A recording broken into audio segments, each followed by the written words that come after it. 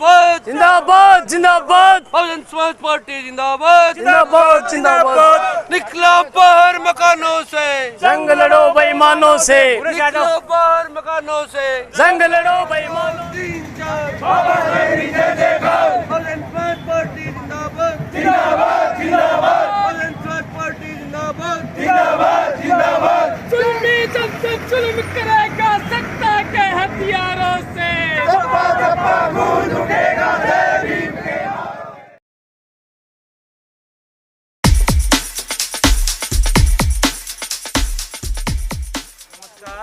Car जी। तो sir आज ये क्या कार्यक्रम है? सबसे पहले तो आप हमारे प्रोग्राम को कवर करने के लिए आए, इसके लिए हम आपके चैनल का बहुत बहुत धन्यवाद करते हैं।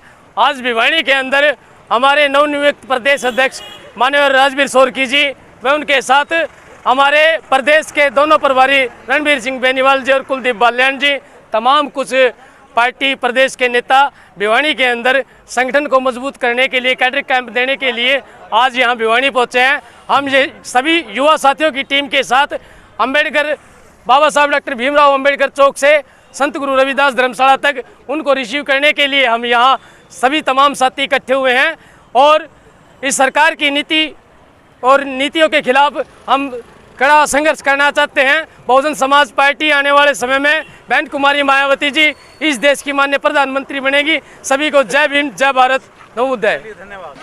नमस्कार जी। नमस्कार जी। तो आप आजकल के जो नौजवान युवा साथी हैं उनको क्या संदेश देना चाहोगे?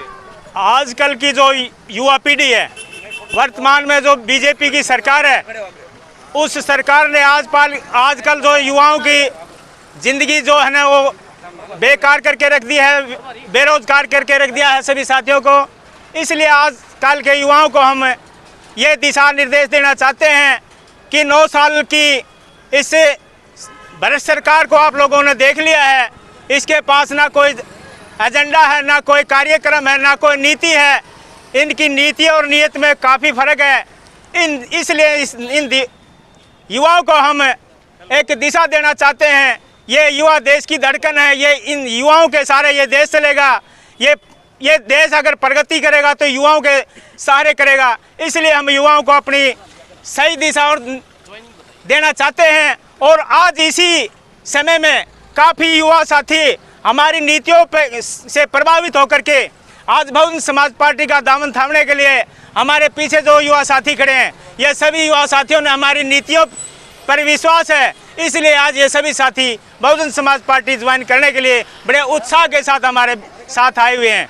इसलिए हम इस देश की प्रदेश की सरकार को ये दिखाना चाहते हैं कि आपका कार्यकाल जो है वो दुनिया को पसंद नहीं है। आपकी तानाशाही सरकार जो है दुनिया को जो है नकार चुकी है आपकी सरकार को। इसलिए आने वाला समय बहुजन समाज पार्टी का होगा और हरियाणा और प्रदेश और देश में इस बहुजन समाज पार्टी की सरकार बनेगी और देश में माने बहन कुमारी मायावती से देश की प्रधानमंत्री बनेगी। नमस्कार सर। शुभ नाम? मनप्रीत सिंधु, गाँव दिनोद। तो आज यहाँ पर हांसी रोड अंबेडकर चौक पे पहुँचने का आपका क्या मोटिव है? यहाँ पर पहुँचने का मोटो ये है, आज हमारे राजवीर सोरकी जी हरियाणा प्रदेश अध्यक्ष हमारे बीच में पधार रहे हैं। उसका स्वागत करने के लिए हमारे युवा गांव कैरू से, बापुड़ा से, भिवानी से और दिनोद गांव से हमारे युवा भाई सारे इकट्ठा हुए हैं। हम बहुजन समाज पार्टी को एक मजबूत संगठन बनाने के लिए हम सारे भाई इकट्ठे हुए हैं। तो अभी यहाँ पर राजवीर सोरकी जी जो आपके बहुजन समाज पार्टी के प्रदेश अध्यक्ष वो पहुँचने वाले हैं क्या? हाँ, पहुँचने वाले हैं। तो आप यहाँ पर उनके स्वागत के लिए आए हैं।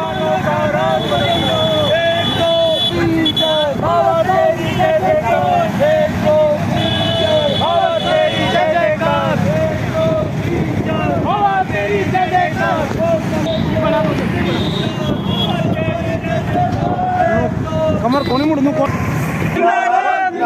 बहुजन समाज पार्टी जिंदाबाद जिंदाबाद जिंदाबाद। बाबा साहब अमर रहे, मारुति जिंदाबाद जिंदाबाद जिंदाबाद। बाबा साहब अमर रहे, रणबीर सिंह बेनीवाल जिंदाबाद जिंदाबाद जिंदाबाद। प्रदेश अध्यक्ष जिंदाबाद जिंदाबाद जिंदाबाद। जिंदाबाद जिंदाबाद जिंदाबाद। बहुजन समाज पार्टी जिंदाबाद जिंदाबाद जिंदाबाद। वोट हमारा, राज तुम्हारा।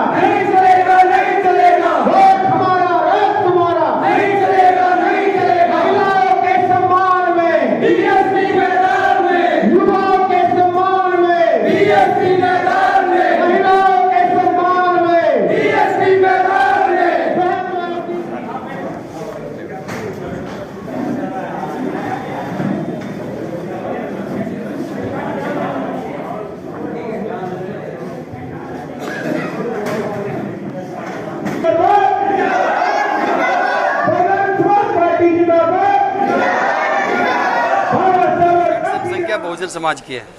और बहुजन समाज पार्टी की जो जनसंख्या है वो निश्चित तौर पर जो बीच में हमारे सिगुपे वाले हैं, जो बीच में हमारे भ्रमित करने वाले लोग हैं, उन सब में बटे हुए हैं।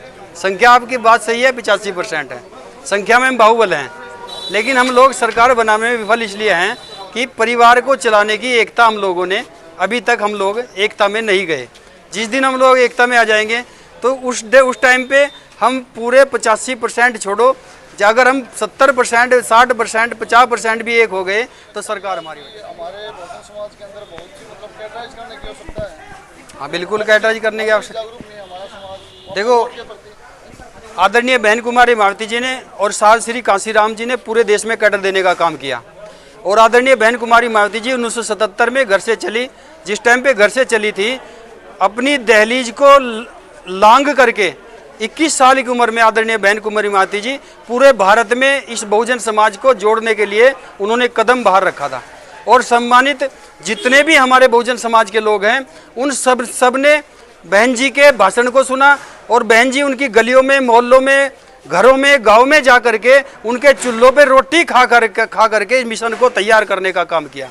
और आदरणीय बहन कुमारी मायावती जी और साहब श्री कांसीराम जी ने इस मिशन को, इस मूवमेंट को तैयार करके, इस बलिदान को दे करके जब ये मूवमेंट तैयार हो गया तो इसमें कैडराइज भी निश्चित तौर पे बहुत सारे हो गए।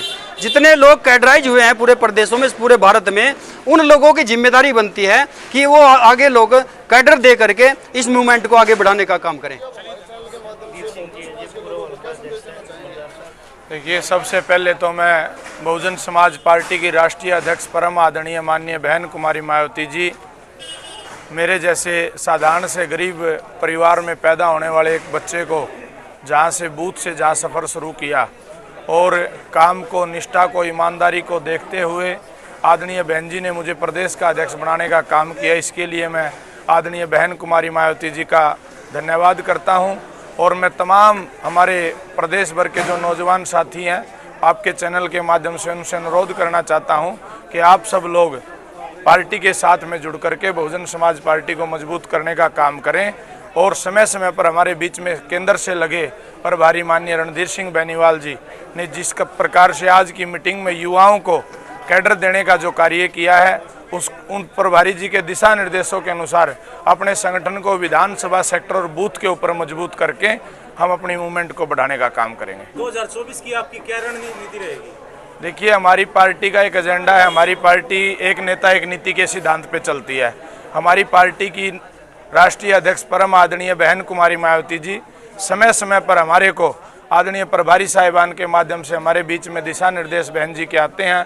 आदरणीय बहन जी के जो दिशा निर्देश हम उनके ऊपर काम करेंगे। सर जी, हमारा लक्ष्य एक है, दिशा एक है, फिर भी हम विभिन्न प्रकार के संगठनों के अंदर बटे हुए हैं। क्या हम किसी भी एक प्लेटफॉर्म के ऊपर आके काम नहीं कर सकते? देखिए, इस देश के अंदर शोषितों वंचितों का सबसे बड़ा कोई प्लेटफॉर्म है तो उसका नाम बहुजन समाज पार्टी है। और बहुजन समाज पार्टी समय समय पर भारत के संविधान के अंदर जो आस्था रखने वाली पार्टी, इस देश की एकमात्र राष्ट्रीय पार्टी ऐसी है जो ये कहती है कि हम भारत का संविधान हमारा घोषणा पत्र है। तो इसलिए अलग अलग जगह जो भटके हुए लोग हैं, एक कार्यकर्ता के नाते मैं तो यही कहना चाहूँगा कि सभी साथी जो पीड़ित लोग हैं, एक होकर के सर्व समाज के लोग बहुजन समाज पार्टी के साथ हैं और देश में सत्ता परिवर्तन करने का काम करें। Thank you.